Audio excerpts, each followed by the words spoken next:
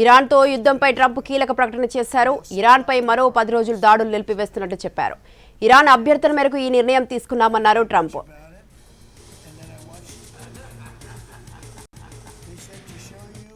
Iran తనకు gift ఇచ్చిందన్న Trump మొత్తానికి అదేంటో వివరించారు. హర్ముజ్ జలసంధి నుంచి 10 ఆయిల్ ట్యాంకర్లు వెళ్లేందుకు ఇరాన్ అనుమతిచ్చిందని చెప్పారు. చర్చల విషయంలో తాము సీరియస్గా ఉన్నామని చెప్పడానికి ఇరాన్ ఈ పని చేసిందన్నారు ట్రంప్. పాకిస్తాన్ ఫ్లాగ్ కింద 8 పెద్ద ట్యాంకర్లు వెళ్లాయని, దీన్ని బట్టి తాము సరైన వాళ్లతో చర్చలు జరుపుతున్నామని అర్థమైందన్నారు.